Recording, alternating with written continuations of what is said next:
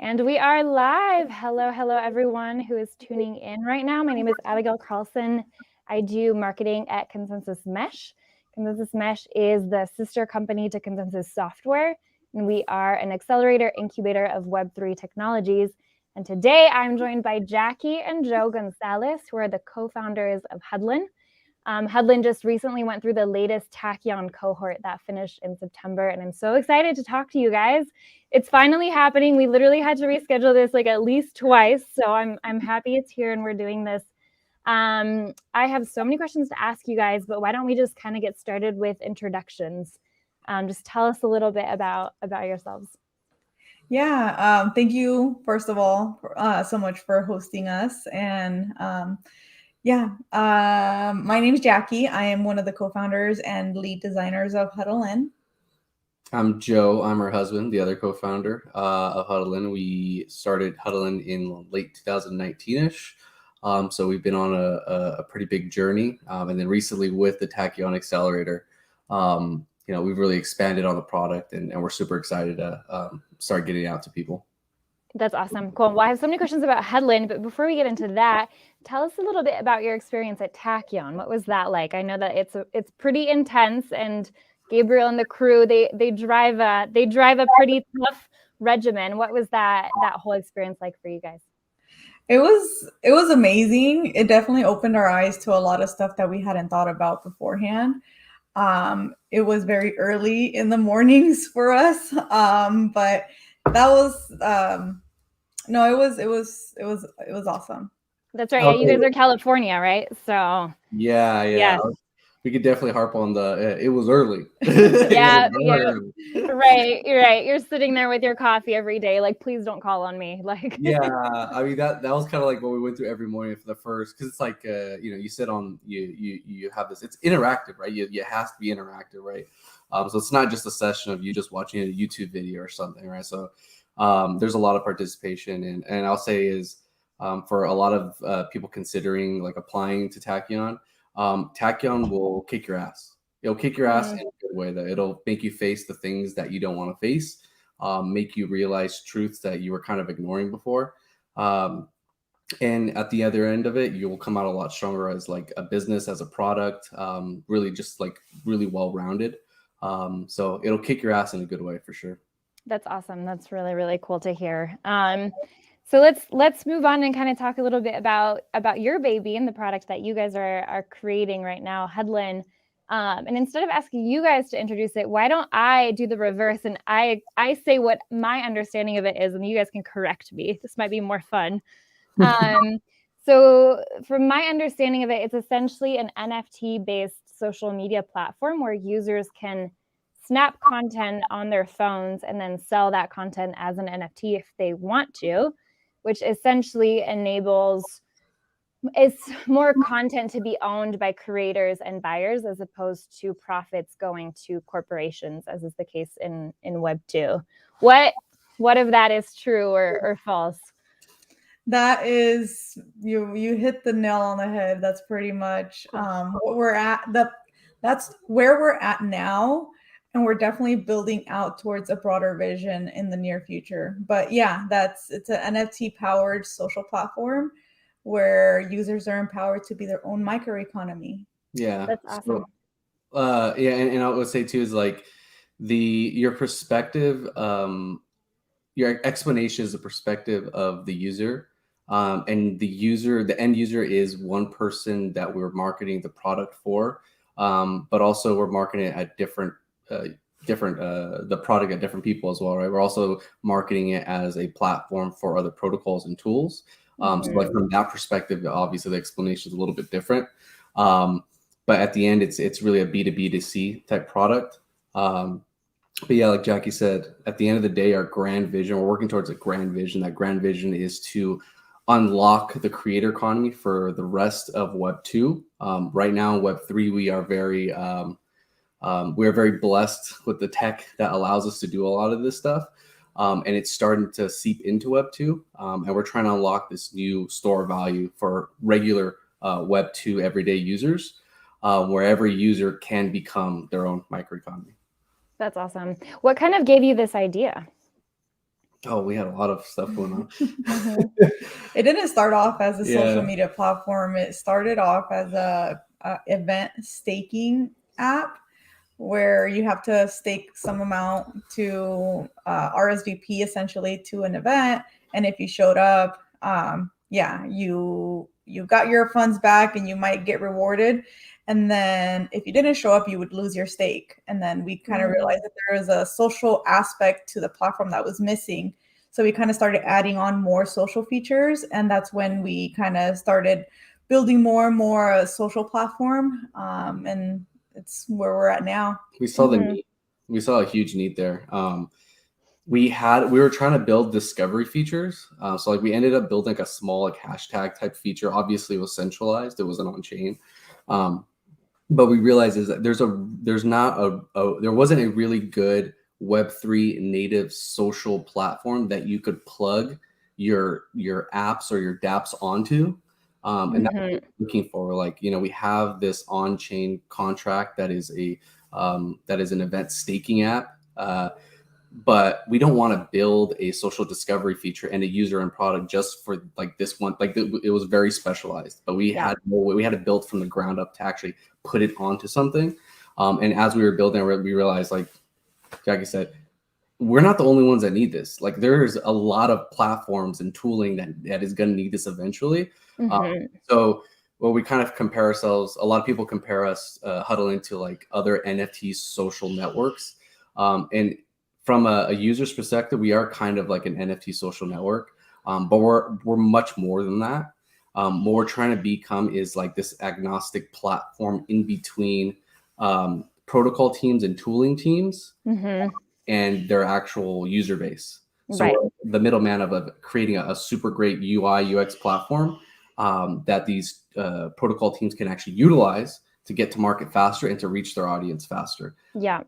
We realized that because we were building something and there was a huge need for it for us. So we realized there's got to be a huge need for everybody else. Yeah, absolutely. No, totally. I mean, there really isn't a whole lot out there right now when it comes to NFT-based social media platforms. So from the social media perspective, when I think social media, I think the ability to communicate with your friends, you're sending messages or you're posting and that kind of thing. Is that feature also a part of Huddln, or is the social media component right now that you're interacting with your friends because you're connecting with them through their phone number, so you're seeing the stories that they're posting?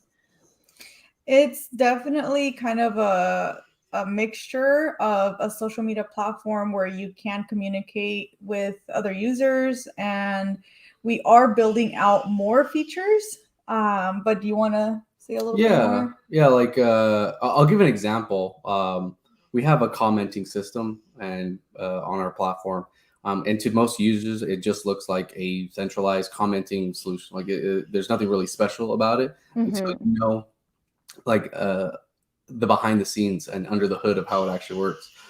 It's decentralized. We're using the Convo space, which is also came out of a recent cohort.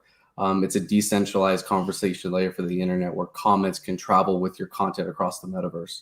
And a part of our ethos is that we're building a Web3 platform, but we're not building it a Web3 platform in a Web2 way. We're building it in a Web3 way. Yeah.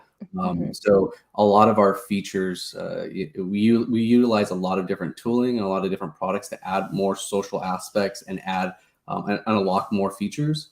But we're not necessarily building all of those pieces of the stack by ourselves. We're pulling from what's existing, right? Part of the Web3 ethos is to stack Lego pieces. We're stacking Lego pieces to create all these social features, to create all these unlocks of value. And that's what kind of sets us apart from a lot of these other companies. Yeah, that makes a lot of sense. I love that about the comments being able to travel with the NFT and just always having a record of that over time. So when you're talking about building in the Web3 space, like doing it the Web3 way, a big challenge in Web3 is the UX and the UI. I know you guys have worked really hard on getting yours really, really great. I was playing around with it earlier, so congratulations. What was that like in terms of finding the right people? That was okay. That was you, Jackie? Yeah, I mean, I think the beauty of not being technical is being able to see like the the flaws. Yeah. Yeah. Yeah. So You're like, this doesn't make sense for people.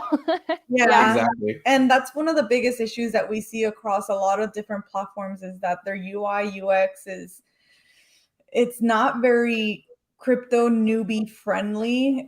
You have to make it feel like Web 2, so it has to be as easy to use as Instagram, as Facebook, as TikTok, but then we hide the technology in behind the scenes. Mhm. So yeah, that's definitely one of the biggest compliments that we get on our platform is that it's so much nicer than a lot of stuff that's out there. It passes the mom test. What we did a lot was we literally tested it with like our parents that they barely know how to use their phones, and all they know how to do is Facebook or Instagram, and that's it. And that's kind of always been our golden standard before we push anything out is like, can a normal person use this? Because right now in the Web3, one of the biggest hurdles is UI and UX. That's the biggest hurdle when you compare to like Facebook or Reddit that has 10, 15 year plus of UI UX experience.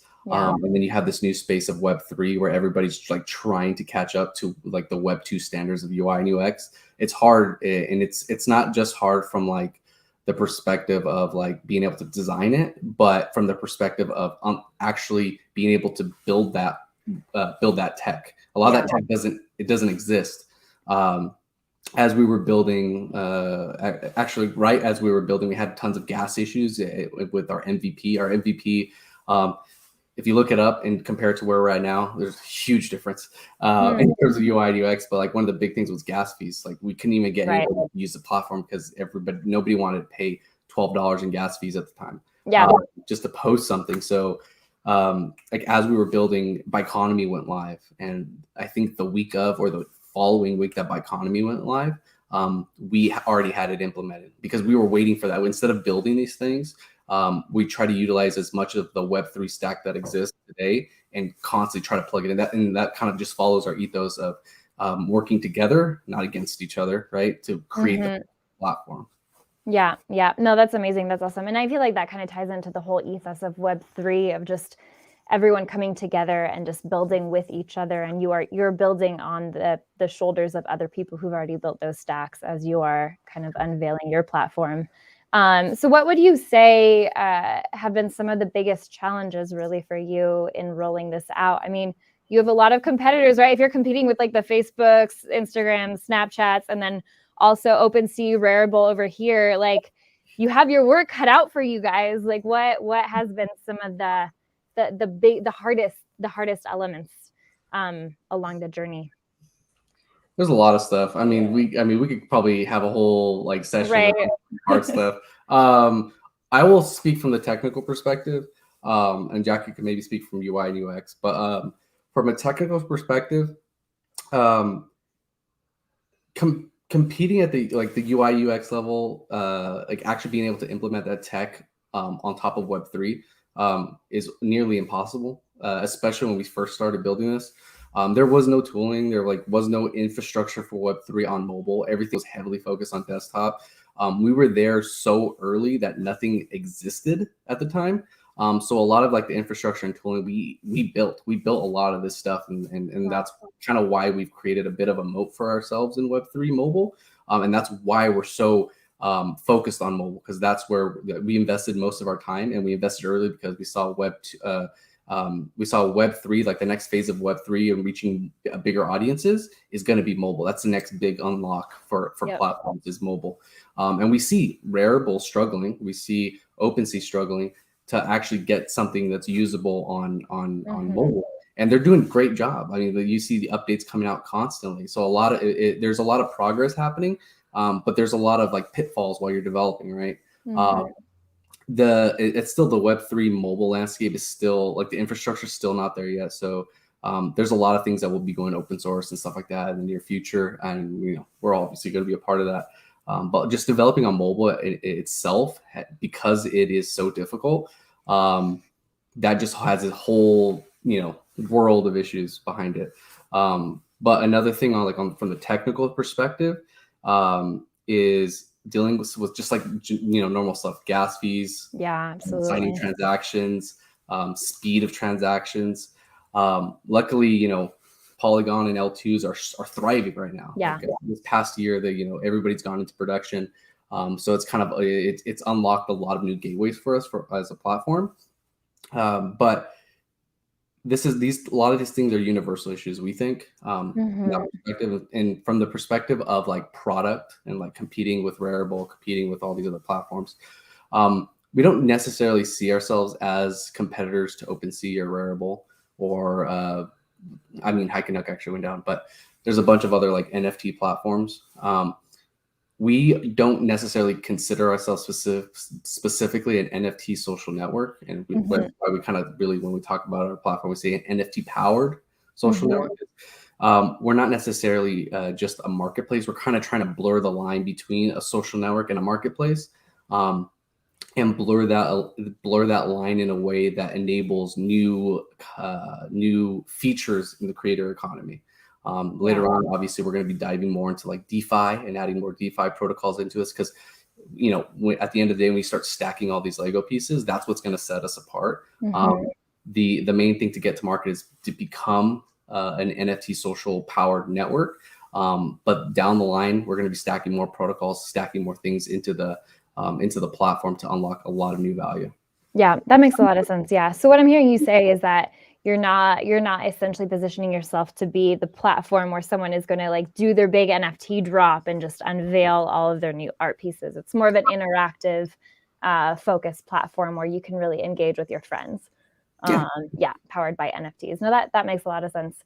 So would you say that there's any other NFT platforms that kind of compare to Huddln out there? Like, it sounds like you guys are really unique right now in the market. We're definitely more far along in the mobile space. Yeah. A lot of the platforms that are coming out for mobile are trying to catch up to what we were doing a year ago. So they're going through a lot of the struggles that we were going through a year ago, trying to push out mobile MVP. There's a lot of platforms that are coming out that we would kind of consider in a way competitors. But I think one of our biggest strengths is that we've been building this for a while. That's like our biggest strength, is that we saw this coming before the NFT hype, long before the NFT hype. As NFTs were not necessarily.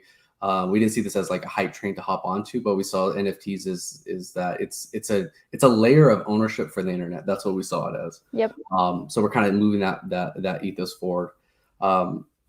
There are competitors, especially like Facebook and Reddit are starting to get more and more into the Web3 space, but they're not necessarily products that we would consider Web3 native products. They're more closed source type products.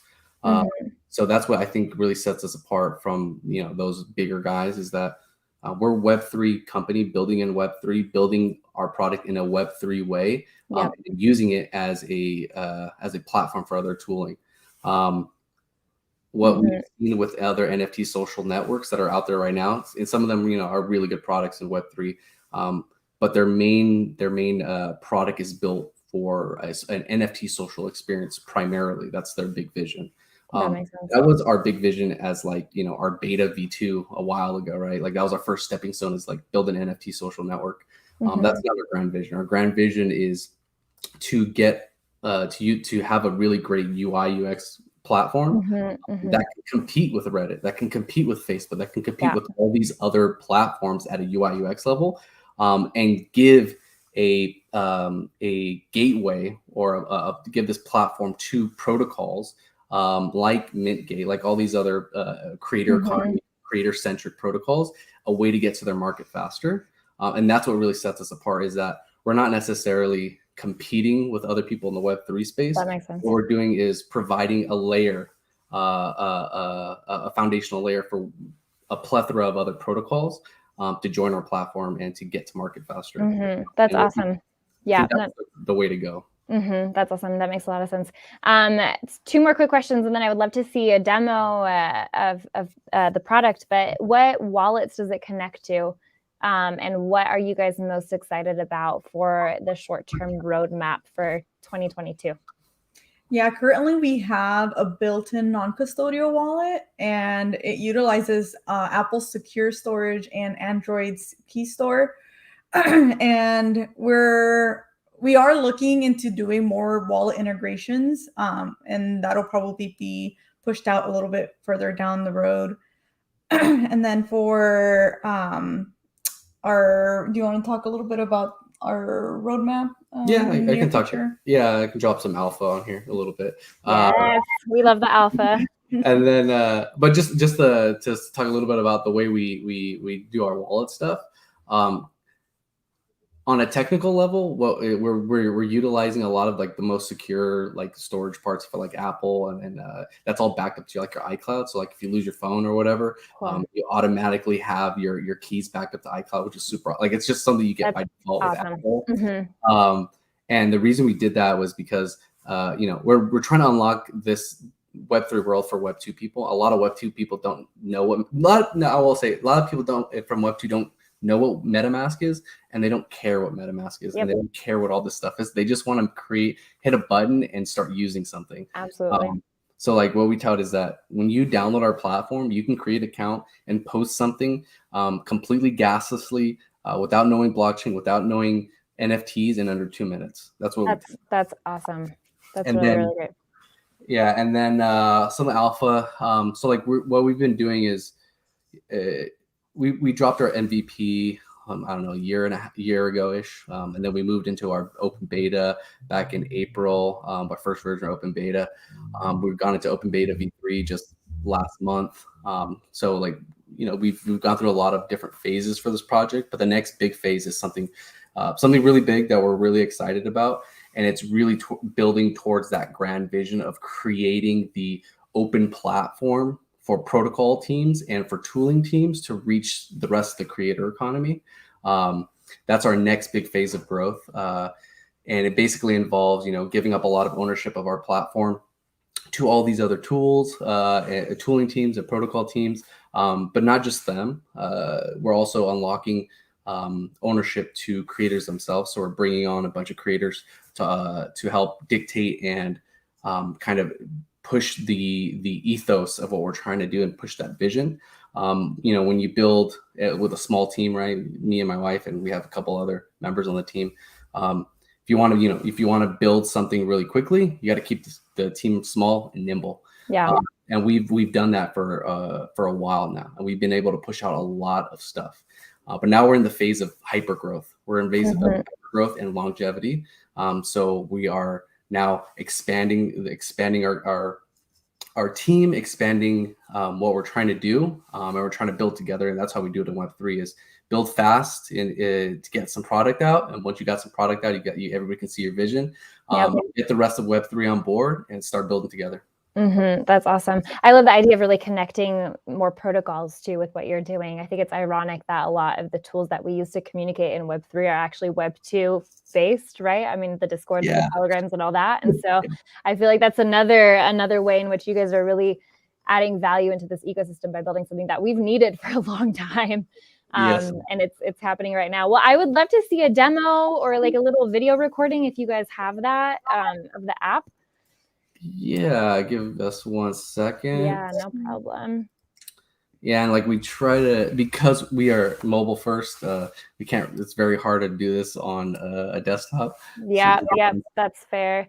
I was playing around with it the other day, and I made a little video of me trying to just like understand how it works. I literally just recorded my screen, and Joe, you bought it. I don't know if you like even know this, know who I was, but you literally bought it, and it was like my NFT was purchased by Joe Gonzalez. There we go. The app is working. It's live. I go around and buy stuff when like I'm like at the lunch or whatever. And I'm just like, oh, that looks cool. And the thing is, because we're everything's microtransactions, super fast and Polygon and everything, and everything's completely gasless, it makes sense to buy things that are like $1, $2, $3. It makes financial sense. It's fine. It's not like Ethereum where you're gonna pay $50 in gas fees. Yeah, not possible. No, totally. No, it's great because then it gets people to really understand the vision too. I'm like, oh, that's possible. I can get my content purchased. Like, microtransactions in Web3 is now possible. Yep. which is awesome. Nope. Okay, I'm adding you to this stream. There we go. All right, cool. So this is what we call like our social feed. It's basically a feed of NFTs that are created on our platform. On our platform, you can create videos, or you can create NFTs from videos, from your camera roll, photos. You can open up the camera and snap a live photo, or snap a live video, and mint that directly on our network. Everything's completely gasless. What you're seeing here is our what we call our comment system, which is powered by the Convo space, and fulfills that ethos of stacking all these Web3 protocols together for the ultimate platform. And the great thing about it is that it just looks like a normal comment system. Like that's the biggest feat right there, is just making it feel like an everyday Web2 platform. So we support videos, we support photos. You can tip creators directly, which is that easy. That's a microtransaction that just happened there. It only takes a few seconds. In October, we rolled out our fixed sales price feature, which basically lets you put something for sale when you don't know what you're doing. You can pop on the camera, do whatever you want, and I might come over and buy it. It's super easy to do. It takes a few seconds, complete. That NFT is now owned by me, or that NFT is now listed for sale, and typically I'll go around buying stuff. But like that's the basic like social feed. The social feed itself is powered by the graph, so it's also part of our decentralized stack. Over here you can see the wallet. The wallet is a non-custodial wallet that's built in. Our NFTs, we use OpenSea's API. We use a Covalent API. We use a lot of different tooling going through. We're not just trying to like build everything ourselves. So we're super excited about a lot of the features. We're shipping constantly. And I think we're one of the only platforms where you can pop open your camera, right? Like just think about this for a second. It feels in Web3, this feels like, oh, that's not possible. A Web2 user would just say, oh, you pop open your camera and you make a post. Duh, that's easy, whatever, I don't care, right? But in Web3, that's a huge feat to actually accomplish. And we've accomplished it in a way that people feel like it's seamless. And just doing that, it took a lot of time. We had to build the infrastructure, build the tooling for it. So yeah, we're super excited about what we're building. We're constantly shipping, and we're super excited about like the next phase of growth. So be on the lookout for more alpha drops pretty soon. I love it. Awesome. Well, it was really cool to see. Are you guys planning on being at any events in the next few months? Any place people can connect with you? Yeah, we'll actually be at Art Basel in Miami on November 30th, and then right afterwards, we're going to be speaking at another event hosted by NFT Hub and Bruce the Goose. So yeah, we're going to be. That's awesome. Miami's where it's at. You guys are getting around. Art Basel. Okay, well, everyone go connect with Jackie and Joe at Art Basel. And then I'm assuming you guys are on all the social platforms, including Huddln, obviously. But yeah, what's the best way for people to connect with you guys if they have any questions? Twitter and our Discord, and our Twitter has our Discord link. Yeah. If you download the platform in our search or discovery area, there's a big old fat button there for Discord, so you can get funneled over there. So I love it. Hard to miss. Cool. Well, awesome. Thank you so much, guys. I really appreciate you taking the time, and I will see you in Miami. Awesome. Thank you. Thanks for having us. Have a good day. Bye, guys. Thanks.